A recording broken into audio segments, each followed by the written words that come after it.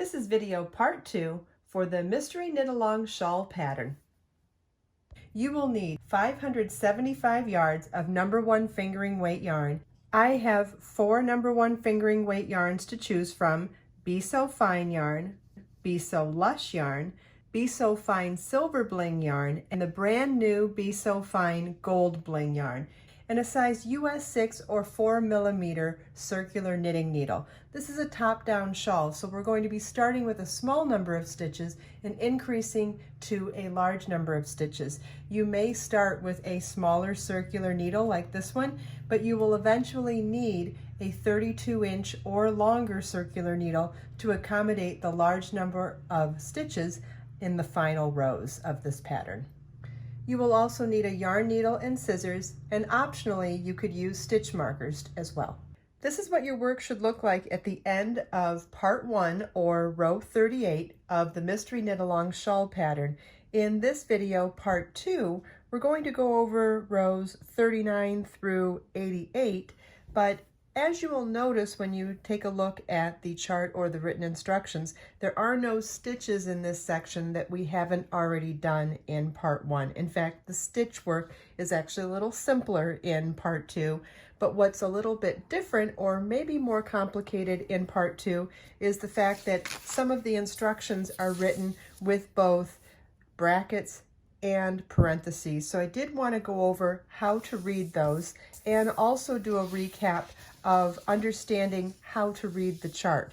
So here is the schematic for our top-down half hexagon shawl. And if you remember in part 1 of the video, we started right here and did some setup rows, then began our 5-stitch selvage edge on either side of those setup rows, then added our wedges, which was 3 repeats of the chart, and a 2-stitch spine in between each of those repeats.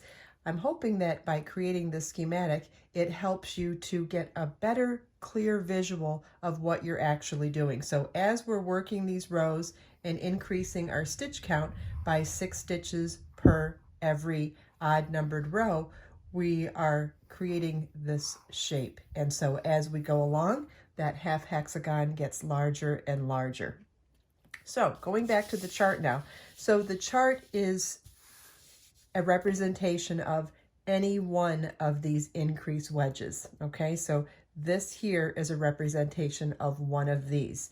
If you are preferring to read the chart instead of the written instructions, you would do your 5-stitch selvage edge, refer to the chart for your increasing wedge, do your 2-stitch spine, the wedge for the second one, for the second repeat, the 2-stitch spine, the chart for the third increased wedge, and then finish up with your 5-stitch selvage, keeping in mind that we are adding a yarn over for our 6 increases per row on either side of each of the 3 increased wedges.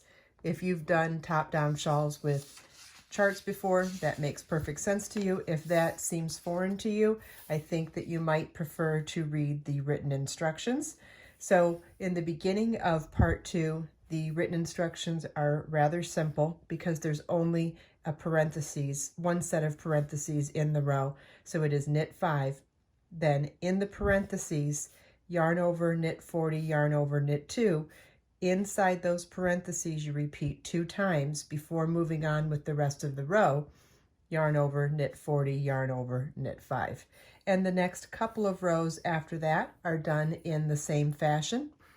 Also remember, if you haven't already watched the first videos on all of our even numbered rows for this particular portion of the chart, it is just simply to knit across. All right, then we get to a section of the pattern that gets slightly more complicated here, and that's because we have brackets and parentheses. And what that means is you have to pay attention to how many times you repeat things in the brackets, but also in the parentheses within the brackets. So generally speaking, when you're adding ellipses, brackets, and parentheses, the parentheses is for the smallest section that's inside something larger. The brackets are medium and the ellipses are the largest section. And we'll get to the ellipses when we get to video part 3, but for part 2, we're only going to be using brackets and parentheses.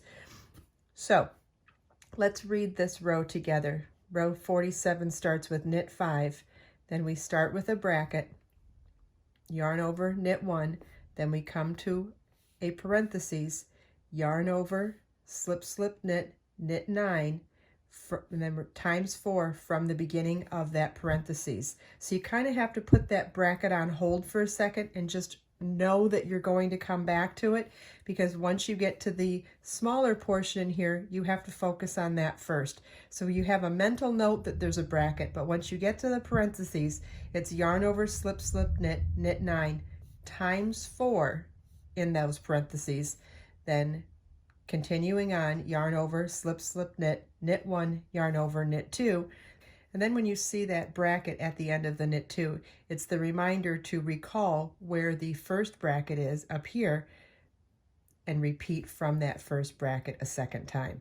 When you are repeating from that bracket for a second time, you are also going to respect the parentheses from the first time. Everything you do in the brackets is identical when you're doing it a second time.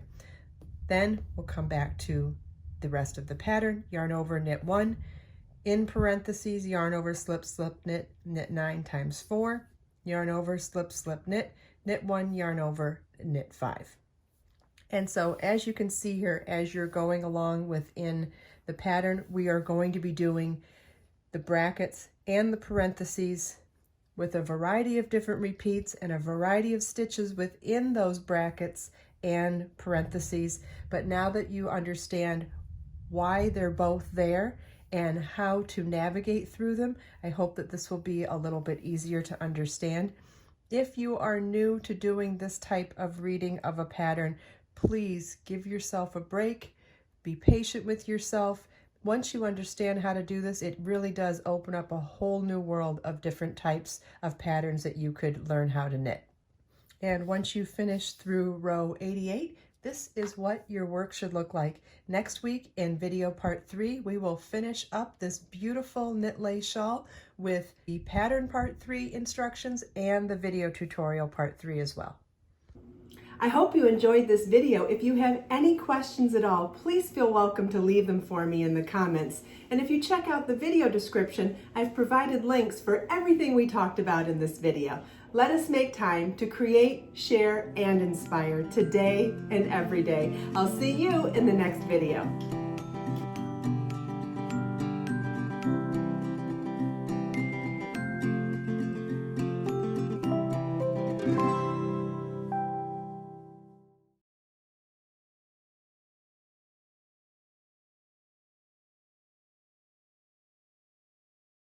Yarn.